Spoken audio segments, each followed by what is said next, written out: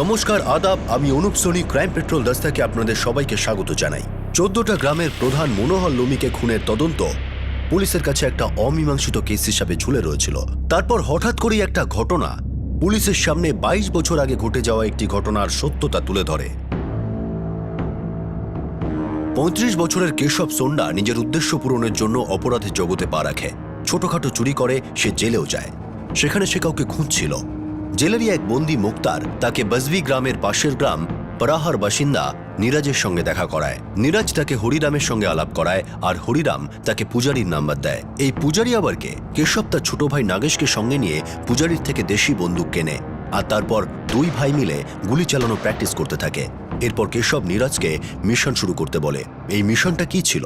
53 বছরের মনোহর লোমি বসাবি গ্রামের বাসিন্দা। উনি জেলার 14টি গ্রামের প্রধান ছিলেন। প্রতিদিনের মতো 13 ফেব্রুয়ারি রাতের বেলা উনি বাড়ি থেকে আড়তের উদ্দেশ্যে রওনা দেন। রাস্তায় উনি চক্রধর মোড়ের মাথায় নীরাজকে দেখতে পান। একজনকে সাহায্য করতে হবে এই বাহানায় নীরাজ মনোহরকে জঙ্গলে নিয়ে যায়। সেখানে মনোহরের জন্য অপেক্ষারত কেশব আর নাগেশ মনোহরকে গুলি করে মারে। অসাবধানতা বশত কেশবের পায়ে গুলি লাগে। মনোহরকে জঙ্গলের মধ্যে ফেলে রেখে ওরা পালিয়ে যায়। কিছুক্ষণ পর ওই রাস্তা দিয়ে যাওয়ার সময় একই গ্রামের বাসিন্দা রামকুমার লোমি রাস্তার পাশে পড়ে থাকা মনোহরের মোটরসাইকেলটা দেখতে পান। উনি তৎক্ষণাৎ মনোহরের পরিবারকে খবর দেন। মনোহরের ছেলে সোনু, তার স্ত্রী সঙ্গীতা, মেয়ে পূজা আর গ্রামের অন্য বাসিন্দারা মনোহরকে খুঁজতে বের হয়। ওরা মনোহর লোমিকে গুরুতর আহত অবস্থায় জঙ্গলের মধ্যে পড়ে থাকতে দেখে। তাকে দ্রুত হাসপাতালে নিয়ে আসা হয়, কিন্তু সেখানে উনি মারা যান। ইতিমধ্যে নীরাজ তার বাড়িতে গিয়ে কেশবের পায়ের থেকে গুলি বের করে দেয়।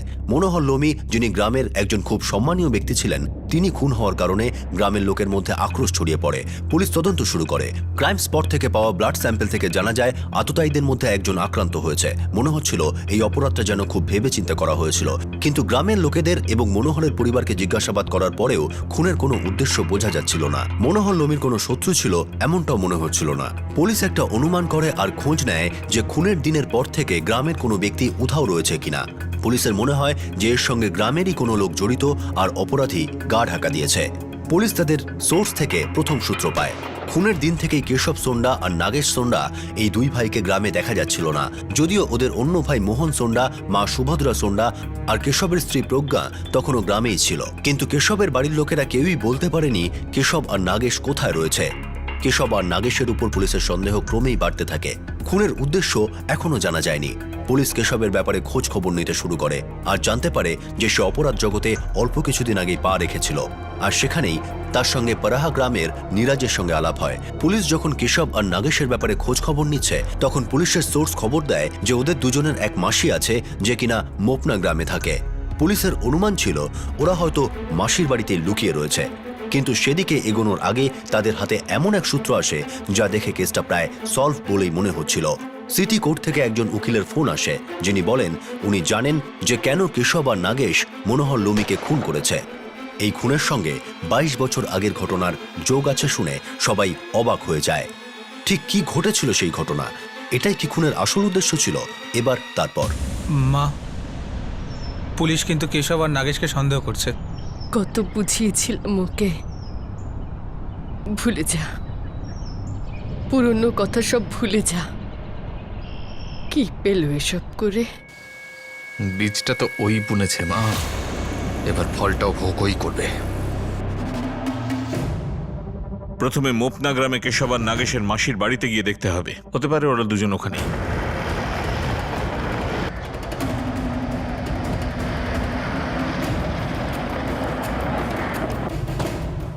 বাড়িটাকে চারদিক থেকে ঘিরে নাও। ওরা বাড়িতে থাকলে পালাতে না পারে।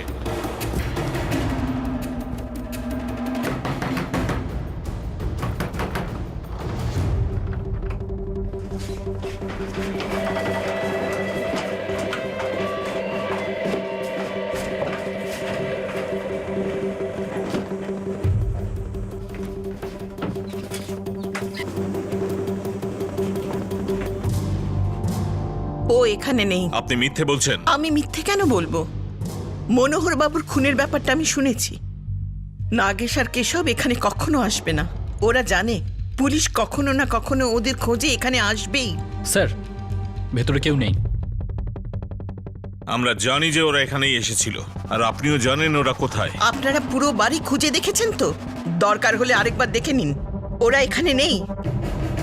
আরে কেশব আর নাগেশ এখানে আসেইনি। দুজন কনস্টেবলকে এখানে মোতায়েন করো আর নজর রাখতে বলো। আমরা আলাদা গিয়ে আশেপাশে ডক্টরদের জিজ্ঞেস করব। যদি ওরা এখানে এসে থাকে তাহলে নিশ্চয়ই কোনো ডাক্তারকে দিয়ে চিকিৎসা করিয়েছে।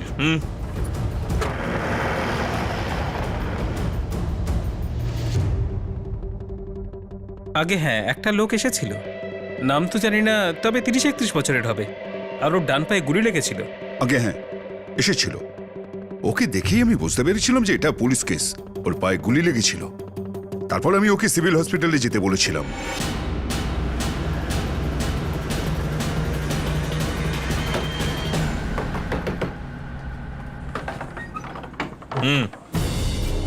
আরে আমি আপনাকে বললাম না ওরা কোথায় আছে আমি জানি না। ভগবানের দিব্যি আমি জানি না।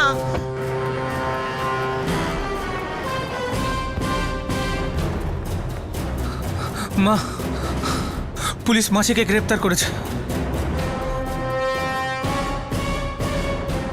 মা, আমার মনে হয় থানায় গিয়ে সব সত্যি কথা বলে দেওয়া উচিত।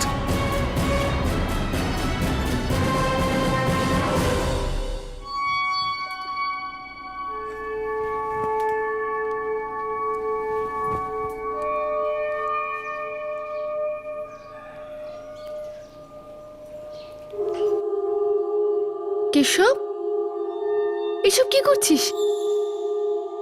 কেন এরকম করছিস বাবা? বাবা, আমাদের সামনে এখন পুরো জীবন পড়ে রয়েছে। ওর বেঁচে থাকার অধিকার নেই মা, ওর বাঁচার কোনো অধিকার নেই। আমি ওদেরকে কিছুতেই ছেড়ে দেবো না মা। শোনা, আমি তোকে হারাতে চাই না।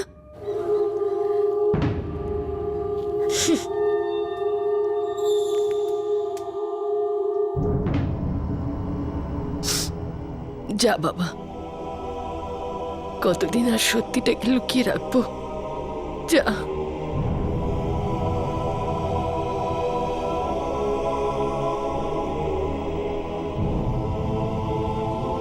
আমি কতবার বলবো, ওরা আমার বাড়িতে যায়নি।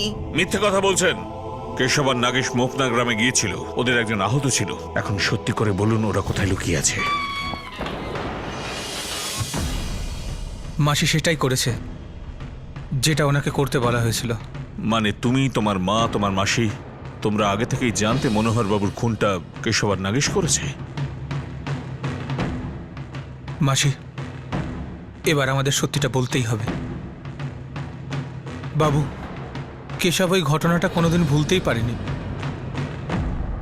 তখন ওর মাত্র 13 বছর বয়স ছিল, আর আমার 8 বছর।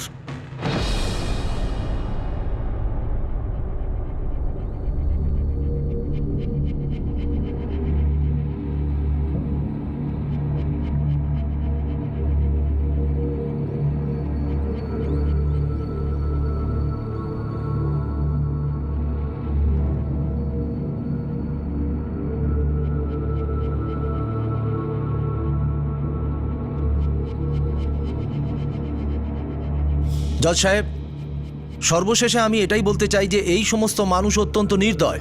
যেরকম এনাদের উকিল বললেন যে অপরাধের সময় এনাদের মধ্যে কয়েকজন দাঁড়িয়ে দাঁড়িয়ে মজা দেখছিল, কিন্তু অপরাধে তারা অংশগ্রহণ করেনি। সত্যটা হলো এই যে অপরাধ এদের চোখের সামনেই ঘটছিল, কিন্তু ওনারা কিছুই করেননি। এনারা সেটা আটকানোর কোনো চেষ্টাই করেননি। জজ সাহেব, এনারা এটা পর্যন্ত ভাবেননি যে সুভদ্রা সন্ধ্যা তখন 2 মাসের অন্তঃসত্ত্বা ছিলেন। আমি এই কোর্টের কাছে আবেদন করছি, এই সমস্ত মানুষ যাদের বিরুদ্ধে অপরাধ প্রমাণিত হয়েছে তাদের কঠিন থেকে কঠিনতম শাস্তি দেওয়া হোক। কোর্টের মনে হয় যে মনোহর লোমি, জগজীবন সোন্ডা আর গজানন সোন্ডা এই অপরাধে যুক্ত নয়। তারা শুধু ওখানে উপস্থিত ছিল, তাছাড়া এদের অপরাধে যুক্ত থাকার কোনো প্রমাণ পাওয়া যায়নি। তাই এই আদালত এদের এই খুনের মামলা থেকে অব্যাহতি দিচ্ছে।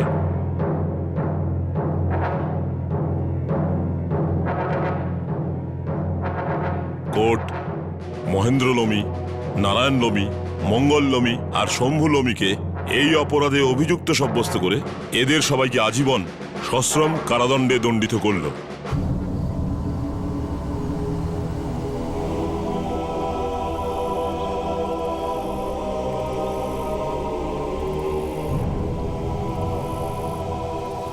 কোর্ট মনোহর বাবুকে মুক্তি দেয়, কিন্তু কেশব অপরাধ করেছে, ও অপরাধী। ও আইনের থেকে বাঁচতে পারবে না। ভালো হয় যদি তোমরা বলে দাও ওরা কোথায় লুকিয়ে। জানি না বাবু, সে রাতেও মাসির বাড়ি গেছিল, যে রাতেও মনোহর লোমিকে খুন করেছিল। মানে তোমরা জানতে যে ওরা মনোহর বাবুর খুন করেছে?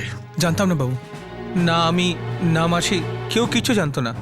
ভেতরে ভেতরে ও রাগটাকে পুষে রেখেছিল 22 বছর, কিন্তু আমাদের মধ্যে কেউ কখনো এটা ভাবেনি যে একদিন ওর বাবার মৃত্যুর প্রতিশোধ ও এইভাবে নেবে। দাদা তুই তুই এখানে বস।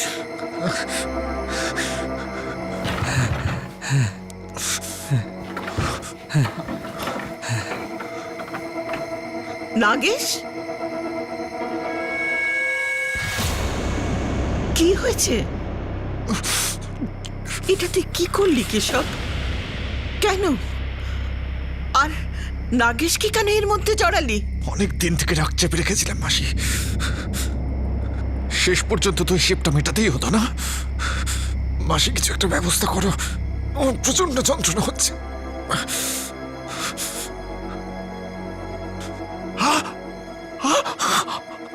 অনেক রক্ত বেরিয়ে গেছে, ডাক্তারকে ডাকতে হবে। কিন্তু মাসি এমন কোনো ডাক্তার আছে যে বাড়িতে এসে চিকিৎসা করে যাবে? না ভাই না, না ডাক্তারকে এখানে ডাকা ঠিক হবে না। আমি কাল সকালে ডাক্তারের সঙ্গে দেখা করে আসবো, এখন তুই যা এখান থেকে। না দাদা, আমি তোকে এই অবস্থায় রেখে কোথাও যাব না। ভাই তুই যা, তোর এখানে দেখাটা ঠিক নয়, তুই এখান থেকে দূরে কোথাও চলে যা। আমার চিন্তা করিস না, আমি নিজেকে সামলে নেব। না না দাদা, আমি তোকে ছেড়ে এই কি অবস্থায়। বলছিস শুনতে পাচ্ছিস না? রাত থাকতে থাকতে এখান থেকে চলে যা, এখনো কেউ হয়তো ব্যাপারটা জানে না। নাগেশ চলে গেল, কোথায় গেল জানি না। কেশব একদিন ছিল, কিন্তু কোনো ডাক্তারই ওকে সাহায্য করেনি।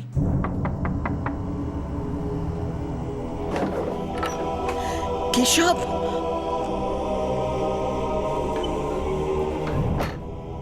কি হয়েছে কেশব? কোনো ডাক্তারই কি দেখলো না? না মাসি, সবাই বলছে যে পুলিশ কেস হয়ে যাবে, আমার ওইখান থেকে চলে যাওয়া উচিত, না হলে তুমি মুশকিলে পড়ে যাবে। কিন্তু কোথায় যাবি? জানি না, তুমি আমার চিন্তা একদম করো না, আমি নিজেকে সামলে নেব। তোর কাছে টাকা আছে তো?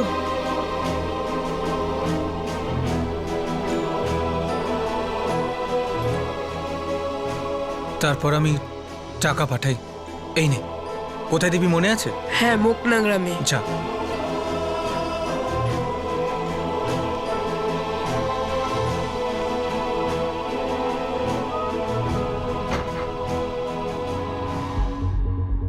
কেশব, গ্রামের লোকেরা খুবই ক্ষেপে আছে। পুলিশের ওপর খুনিকে ধরার জন্য খুবই চাপ রয়েছে। এটা ভালো হবে যে যদি তুই গ্রামের কাছাকাছি না আসিস। তুই যদি গ্রামের লোকেদের হাতে ধরা পড়িস তবে জানি না ওরা কি করবে। নিজের খেয়াল রাখিস মোহন। আমি এবার যাই মাসি। তারপর আমি ওকে কিছু ফল দিই, একটু সবজি দিই, তারপর ও চলে যায়। কোথায় গেছে জানি না। তারপর থেকে কোনো খবর নেই, কোনো ফোন নেই।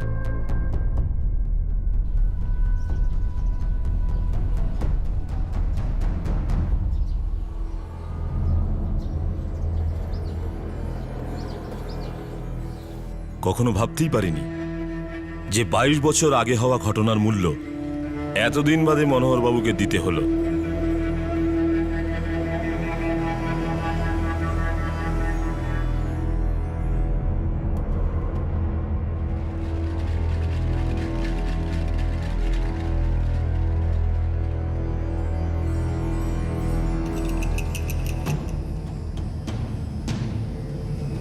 মা ওঠো না, মা ওঠো না, মা মা ওঠো না, মা ওঠো না, মা তুমি কথা বলছো না কেন? মা ওঠো না, ও মা ওঠো না, মা।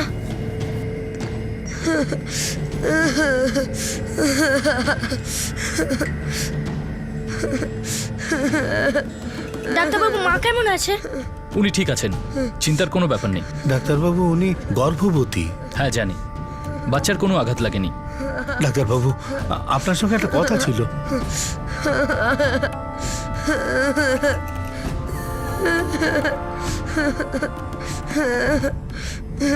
বাইশ বছর আগে রোপণ করা রাগের একটা বীজ কেশব তার সারা জীবন ধরে নিজের বুকে চেপে রেখেছিল। মনোহর লোমিকে একটা অপরাধ থেকে সসম্মানে মুক্তি দেওয়া হয়েছিল। কি ছিল সেই অপরাধ, আর তার কোন হিসাব এখনো অবধি বাকি ছিল? লাগেনি, দেখ এবার লাগবে। লাগেনি, দেখ না, ওই তো আমবাগানের দিকে গেল তো। লাগেনি, ওই শার্টে লেগেছে তো। এবার দেখ। এ কেশব মোহন, সারাদিন শুধু খেলা, চাষবাস কে করবে? চাষবাস না করলে খেতে আসতে হবে না। আরে বাবা, তুমি চিন্তা করো না, আমি সব কাজ সামলে নেব, ঠিক আছে? নে এবার তুই ছোড় ভাই।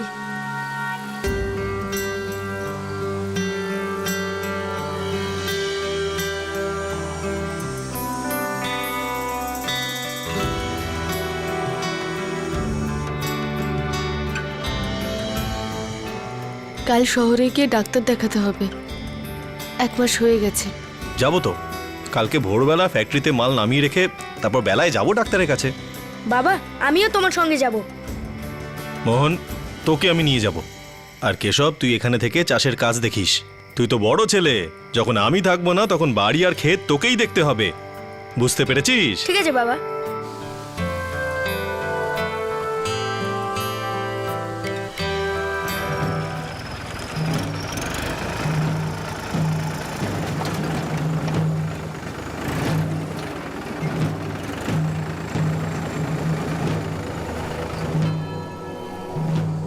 এ লক্ষণ, কি ভাবলি?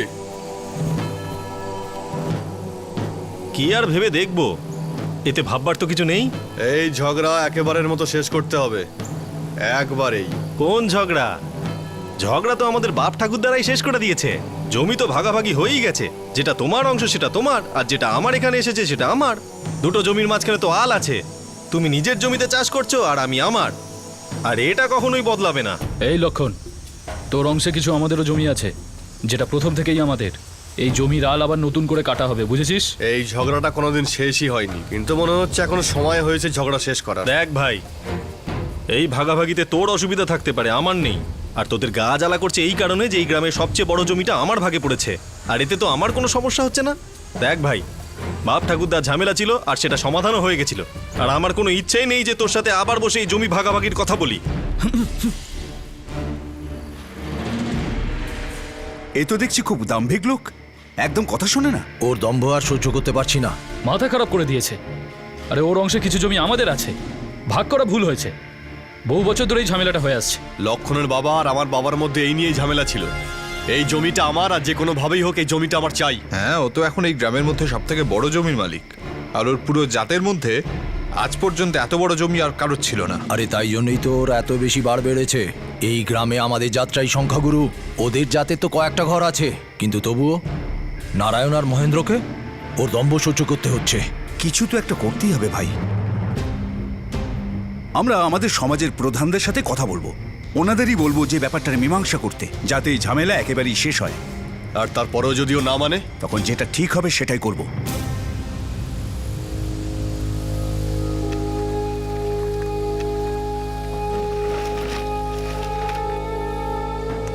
আরে বাবা, এই জমিতে ওদের কোনো অধিকার নেই, আর ওদের হুমকিতে আমি মোটেই ভয় পাই না। আচ্ছা বাবা, যে জমিটা আমাদের ওরা নিজেদের বলে কেন? আরে বাবা, এই ঝগড়াটা আমাদের ক্ষেতের মাঝখানে যে আলটা আছে না সেটাকে নিয়ে। মিথ্যা বলছে ওরা। জমিটা আমাদের, আর যেটা আমাদের সেটা আমাদেরই থাকবে, যেটা ভবিষ্যতে তোদের দুজনের হবে, আমার 2 ছেলের নামে। 3 জনের বাবা, আরেকজন আসছে তো। আরে হ্যাঁ, তোদের 3 জনের হবে। আমি তো ভুলেই গেছিলাম তৃতীয় একজন আসতে চলেছে। আমাদের যে জমি ওরা হাতিয়ে নিয়েছে সেটা পাওয়ার জন্য আমাদের পূর্বপুরুষরাও লড়েছে। তোমার রাগের কারণটা আমরা বুঝতে পারছি, কিন্তু কি করব? ওই লক্ষণ তো কোনো কথাই শুনতে চাইছে না। তার মানে হলো ও যা ইচ্ছা বলতে থাকবে আর আমরা শুনতে থাকবো। দেখুন, আমাদের কোনো আপত্তি নেই, আপনারা জমির আলটা আবার নতুন করে দিন, কিন্তু সমস্যাটা হলো লক্ষণ কারোর কথাই শুনতে চায় না, আর ওর অহংকার খুব। 2 সমাজের সম্মানীয় ব্যক্তিরা যদি ওকে বোঝাতে যায়, ও কারো কথাই শোনে না। বলুন তো, যেখানে সেখানে বিরোধিতা করে বসে, আর এই সব মানুষকে কেই বা বোঝাবে বলুন? আরে কোনো একটা তো রাস্তা আছে যাতে ওকে থামানো যায়। এখন কি পুরো গ্রাম ওর কথায় চলবে নাকি? আরে মনোহর দা, এবার আপনি আমাদের কোনো রাস্তা দেখান। আপনি যেটা বলবেন এখন আমরা সেটাই করব। এমনিতে এই লক্ষণকে আমরা বিশেষ পছন্দ করি না।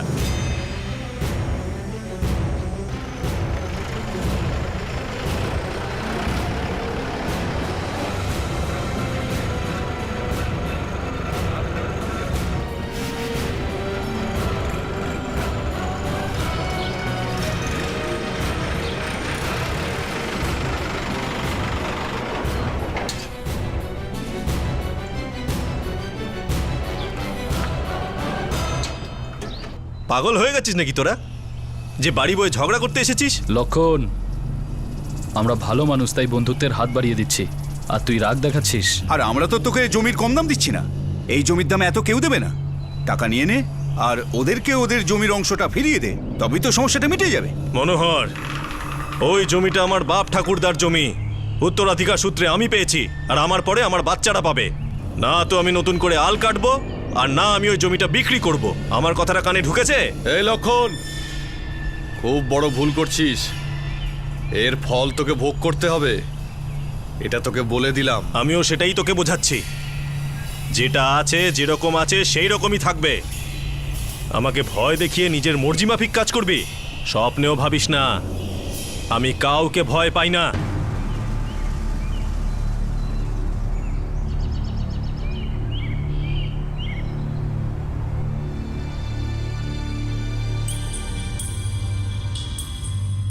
শোনো না, এই ঝামেলাটা চুকিয়ে ফেলো না। কিসের ঝগড়া? তুমি কি আদৌ কিছু জানো না? তো মুখ বন্ধ করে থাকো তাহলে। এতদিন তো মুখ বন্ধ করেই ছিলাম, কিন্তু এখন চিন্তা হয় আমার। তুমি এখন 2 বাচ্চার বাবা, আরো একজন আসছে। আমি বলছি কি, গায়ের লোকদের সাথে মীমাংসা করে নাও, তোমার তো শত্রু কম নেই। এমনিতে গায়ের লোক খুব একটা পছন্দ করে না তোমায়, আমাদের জন্য কেউ আসবে না। আরে কারো দয়াতে আমরা বেঁচে আছি নাকি? আর ওদের পছন্দ করায় বা না করায় কি যায় আসে? সমাজ আমাদের হোক বা ওদের, যত মাথা নিচু করব তত ওরা পেয়ে বসবে। আর তাছাড়াও মাথা নিচু করে সমাজে কে বেঁচে থাকতে পারে? ওদের যত ঝামেলা শুধুমাত্র আমার জমিটাই নিয়ে। কেন? আরে বাপ ঠাকুরদার ঝামেলা ছিল, তারা মিটিয়ে নিয়েছে নিজেদের মধ্যে। জমিটা আমার, আমার পরে আমার বাচ্চাদের হবে। 1 ইঞ্চি জমিও আমি ছেড়ে দেব না। তোরা দাঁড়িয়ে আছিস কেন? তাড়াতাড়ি চ, খেতে অনেক কাজ আছে।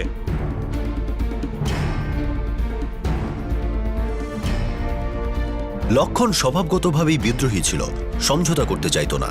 লক্ষণ মহেন্দ্র আর নারায়ণের সঙ্গে নিজের খেতে বেড়া দেওয়াকে কেন্দ্র করে চলতে থাকা ঝামেলাটা মেটাতে রাজি ছিল না। নিজের সমাজের লোকেদের সঙ্গেও তার খুব ভালো সম্পর্ক ছিল না। সে নিজের জীবন নিজের মতো করে বাঁচায় বিশ্বাসী ছিল, আর শেষ পর্যন্ত তাকে এর মূল্য দিতে হলো।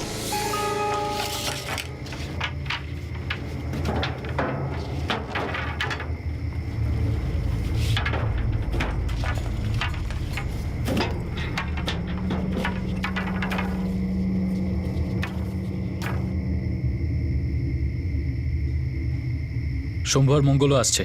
আরে আমিও যাব। গজানন আর বাকি লোকেরা? ওরাও আসতে রাজি, কিন্তু ওরা বলছে যে আমাদের আরো একবার ভেবে দেখা উচিত। আর তোর কি মনে হচ্ছে, এখনো আমাদের ভাবা উচিত? এই ভাবার এখন প্রশ্নই ওঠে না। যা ভাবার আর বোঝার ছিল সব বুঝে নিয়েছি, এবার এই ঝামেলাটাই শেষ করব।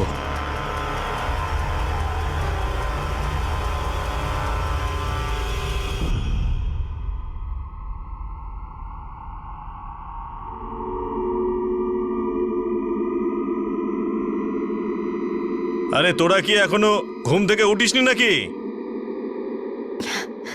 মোহন শুয়ে আছে আর কেশব স্নানে গেছে। আরে ওকে ঘুম থেকে তুলে খাইয়ে দাইয়ে খেতে পাঠিয়ে দাও। ঠিক আছে, হ্যাঁ ওদের হাতেই রুটি পাঠিয়ে দেবো। ঠিক আছে।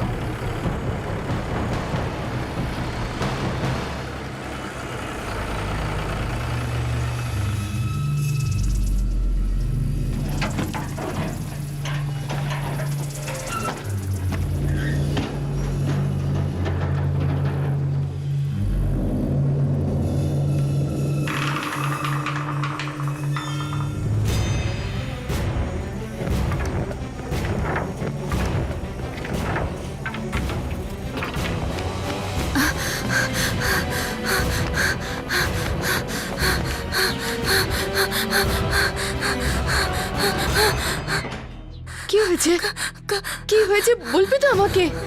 কাকি, হ্যাঁ বল। ওই যে ওই লোকগুলো লক্ষণ কাকাকে মারতে এসেছে, আর ওরা লাঠিও নিয়ে এসেছে।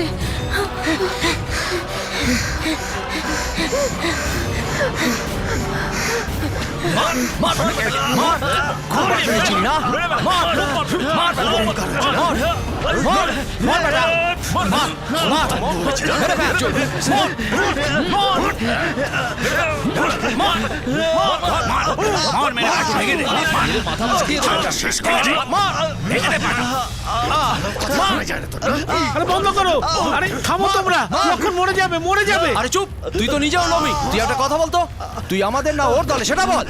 মার মার বেটাকে, খুব মার মেরেছে, মার মার বেটাকে।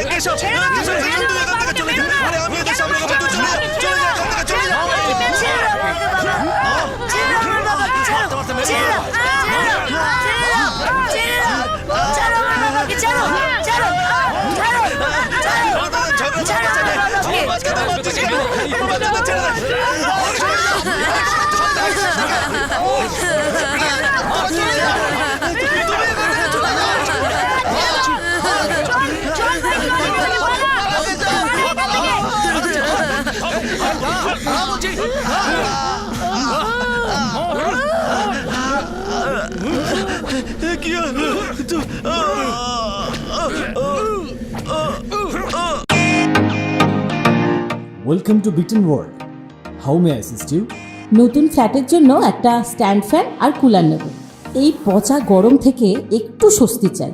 বাজার চলতে সব ব্র্যান্ড আর ভরসাযোগ্য নয়। তার জন্য তো আমাদের ফ্যান আছে, all purpose bullet table fan, ceiling fan. আমাদের সিলিং ফ্যান কিন্তু 30 মাসের ওয়ারেন্টি সহ পাওয়া যায়। আছে ফারাটা 2 বছরের ওয়ারেন্টি, 17 থেকে 20 মিটার এয়ার ফ্লো, মধ্যবিত্তের সাধ্যের মধ্যে একমাত্র ভরসাযোগ্য ব্র্যান্ড বিটেন। আমাদের কুলারের কিন্তু অনেক range, 45 litres, 50 litres, 70 litres, 90 litres, 110 litres. Honeycomb সহযোগে বিটেনের সব কুলারের ওয়ারেন্টি 1 বছর। চেনা হাওয়ায় অচেনা অনুভূতির জন্য একমাত্র আদর্শ বিটেন। গরমে স্বস্তি পেতে বিটেনের ফ্যান হোক বা কুলার আজই আনুন বাড়িতে। Beaten, digitally yours.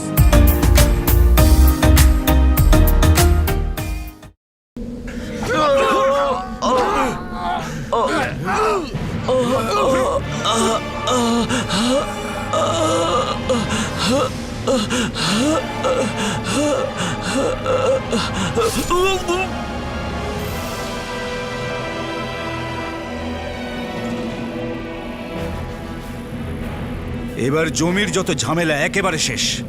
Mahendra, Narayan, এবার নিজেদের ভাগটা বুঝে নে, এখন আর বাধা দেবার কেউ নেই।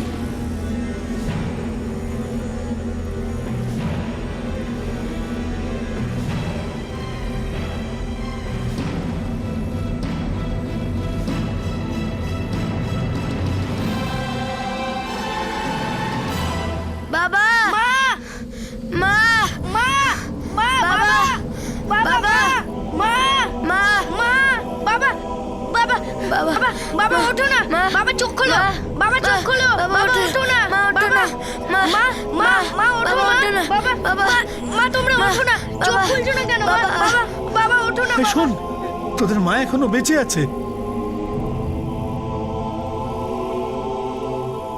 মা, বাবা, মা, মা, মা, বাবা, বাবা, বাবা, মা, বাবা, বাবা, বাবা, বাবা, মা, বাবা, বাবা, মা, বাবা কি হয়েছে তোমাদের?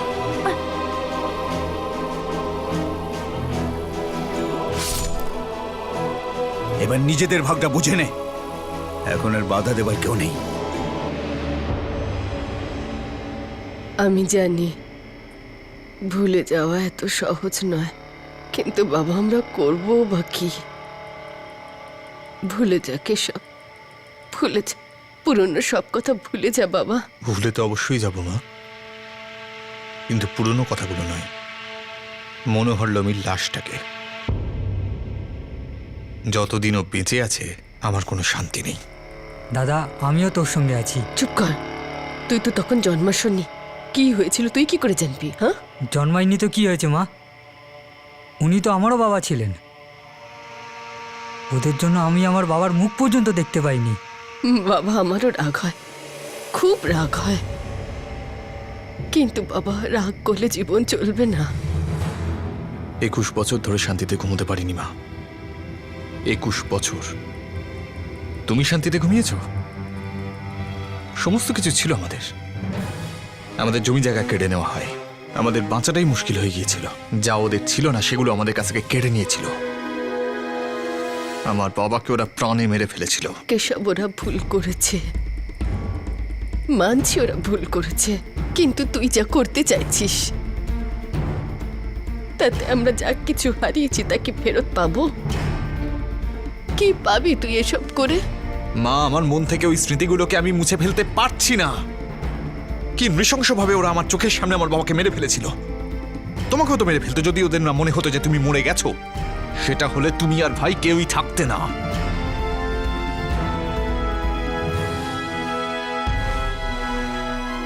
মনোহরকে মূল্য তো দিতেই হবে, হিসেব তো আমাকে মেটাতেই হবে।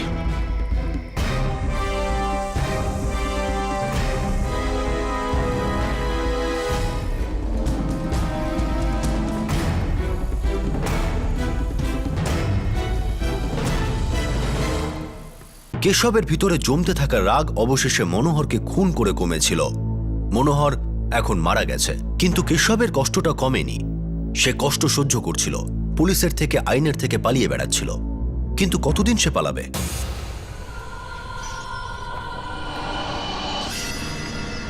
ওই গলিতে প্রথম বাড়ির 1 নম্বর ঘর। ও কি বাড়িতে আছে? এখনো পর্যন্ত বেরোয়নি।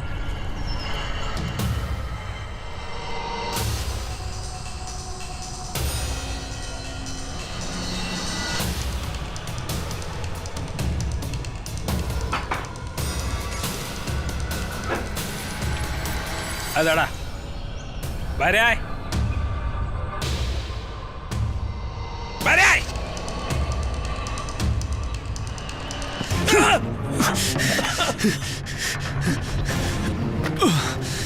দাঁড়া, দাঁড়া বলছি, দাঁড়া, দাঁড়া বলছি, তুই দাঁড়াবি।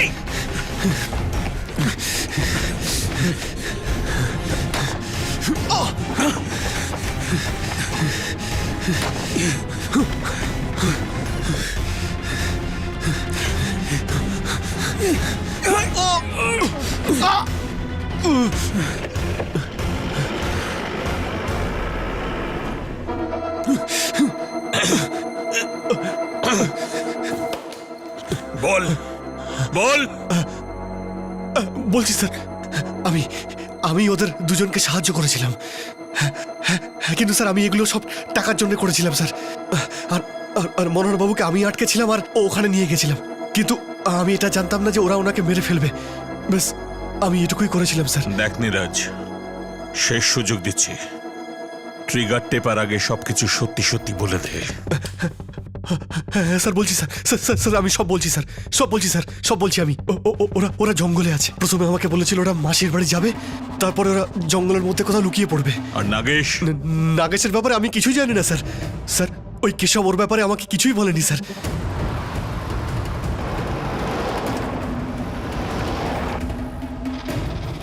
শোনো, জঙ্গলের চারদিকটা খুঁজে দেখো। Move quick.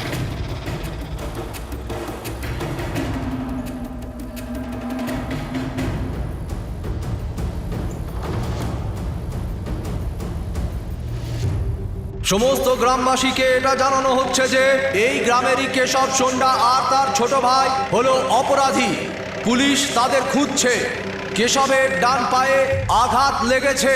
কেউ যদি ওদের সম্পর্কে কিছু জানতে পারেন তাহলে সঙ্গে সঙ্গে পুলিশকে যেন খবর দেয়। কেউ যদি ওদের বাঁচানোর চেষ্টা করে তাকেও অপরাধী বলে ধরা হবে।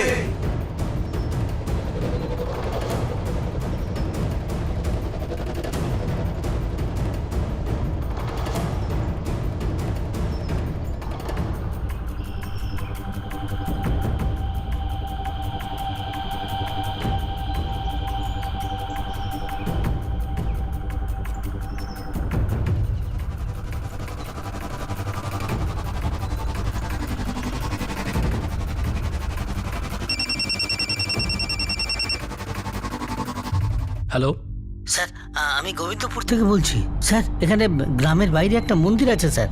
স্যার ওখানে একটা লোক লুকিয়ে আছে, আহত অবস্থায় আছে স্যার। আমার তো মনে হয় ওটাই কেশব, যাকে আপনারা খুঁজছেন।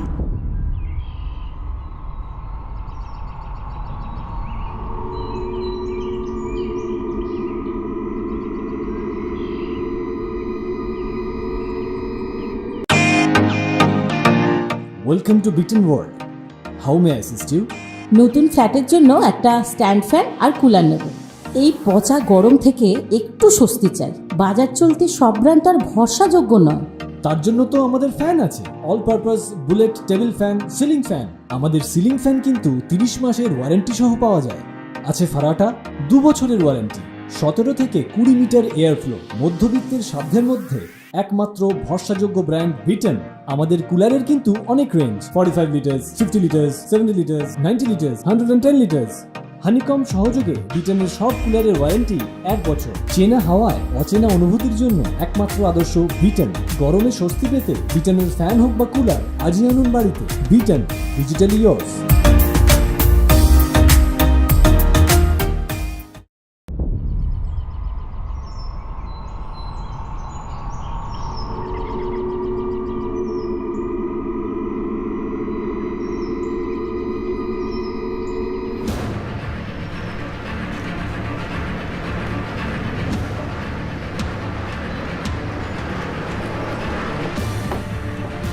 মন্দিরটা চারদিক থেকে ঘিরে ফেলো যাতে পালাতে না পারে।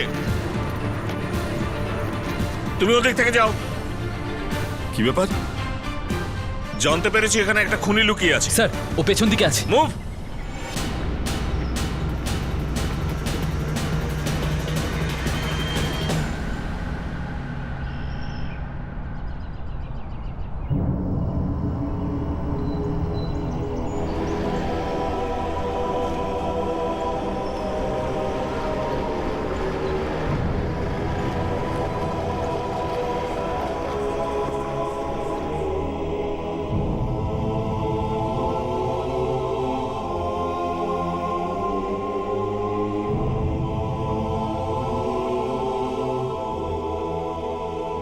নাগেশ কোথায়? জানি না। ভালো হবে যদি সত্যি বলিস, বাঁচতে ও পারবে না। আমি ওকে এখান থেকে অনেক দূরে পাঠিয়ে দিয়েছিলাম, আর আমি বলতেও পারবো না যে ও এখন কোথায়। আমি এটা স্বীকার করছি যে মনোহর লোমিকে আমিই খুন করেছিলাম, কিন্তু এজন্য আমার কোনো অনুতাপ নেই।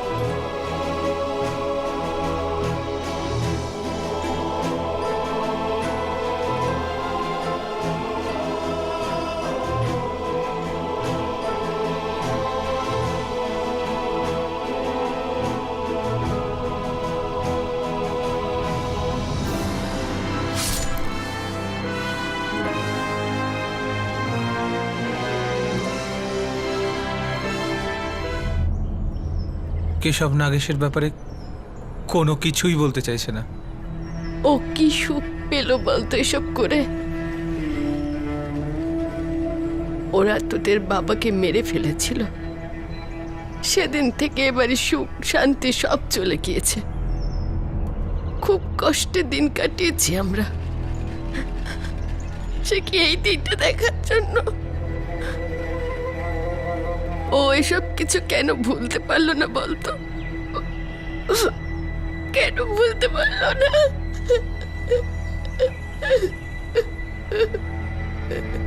বাবা তো কিছু জানতোই না, আর বাবার অজান্তেই ওরা দুজনে বাবাকে খুন করলো। শোনু বাবা, কেশব এখন ধরা পড়ে গেছে। ও যা করেছে তার শাস্তি পুলিশকেই দিতে দে। তোর, আমার, আমাদের সবার দুঃখ নিজের জায়গায় আছে, কিন্তু কিন্তু তার জন্য মাথা গরম করে তুই এমন কিছু করে ফেলিস না যাতে আমাদের দুঃখ আরো বেড়ে যায়। এরকম কিছু করলে আমাদের দুঃখ আরো বাড়বে। কেশব আর নীরজ এখন জুডিশিয়াল কাস্টাডিতে আছে। কেশবের ছোট ভাই নাগেশ এখনো ফেরার রয়েছে। পুলিশ ওর বাড়ির উপরে আর চতুর্দিকে নজরদারি চালাচ্ছে। কেশবের দৃষ্টিকোণ থেকে সে নিজের বাবার খুনের প্রতিশোধ নিয়েছে, কিন্তু এই প্রতিশোধ কি আদৌ তার বাবার সাথে হওয়া অন্যায়ের উপযুক্ত জবাব ছিল? 22 বছর ধরে সে নিজের মনের মধ্যে এই রাগটাকে পুষে রেখেছিল। রাগ ক্রমশ বাড়তে থাকে, আর তারপর এমন সময় এলো যখন সে প্রতিশোধ নিতে পারলো আর নিজের রাগটাকে শেষ করতে পারলো। 22 বছর ধরে সে এই পথেই এগিয়ে যেতে থাকে, কিন্তু সে কি একটা ভালো জীবন কাটানোর পথে এগোতে পারতো না? কেউ আপনার সঙ্গে অন্যায় করলে সেই কষ্টটা সারা জীবনও ভোলা যায় না, এই কথা একদম সত্যি। আপনার সাথে যে অন্যায় হয়েছে সেই কথাটা কাঁটার মতো বিঁধতে থাকে, কিন্তু ভুলের উত্তর তো আরেকটি ভুল হতে পারে না। খুনের বদলা খুন করে সেই কষ্ট, সেই বেদনা মোটেও কম হয় না, বরং তা সবার জীবনে দুঃখ কষ্ট আরো বাড়িয়ে দেয়। তারপর আরেকটা নতুন অধ্যায় শুরু হয় কষ্ট আর বেদনার, একটা নতুন শত্রুতার। আমরা একথা সবাই জানি, যখন মনের মাঝে রাগ আর কষ্ট বাসা বাঁধে তখন আমাদের মাথা কাজ করতে চায় না। ক্লোজার বা শেষের অর্থ প্রাণের বদলে প্রাণ, মৃত্যুর বদলে মৃত্যু হতে পারে না। যতই সেটা কোনো ছেলের প্রতিশোধ নেওয়ার আগুন হোক, কিংবা রাগের হোক, কিংবা কোনো ঐতিহাসিক অন্যায়ের বিরুদ্ধে বছরভর চেপে রাখা রাগ হোক, এতে শুধু প্রতিশোধের আগুনটাই বাড়ে, এতে কারো কখনো কোনো লাভ হয় না। এটা শুধু আমরাই ঠিক করতে পারি যে স্মৃতিগুলো থেকে শুধুমাত্র ঘৃণা আর শত্রুতা বাড়তে থাকে, শুধু কি সেগুলোই দেখব, নাকি ভবিষ্যতের দিকেও নজর দেব, যেখানে অনেক নতুন পথ আমাদের জন্য অপেক্ষা করে। আপনাদের সাথে আবার দেখা হবে ক্রাইম পেট্রোল লাস থেকে আরো একটা নতুন কেস নিয়ে। ততক্ষণ নিজের খেয়াল রাখবেন, সুরক্ষিত থাকবেন, আর মনে রাখবেন, নিজের আগামী দিনকে উজ্জ্বল করব নাকি অতীতের বোঝা বুকে নিয়ে টেনে বেড়াবো, সেটা আমাদেরকে ঠিক করতে হবে। জয় হিন্দ।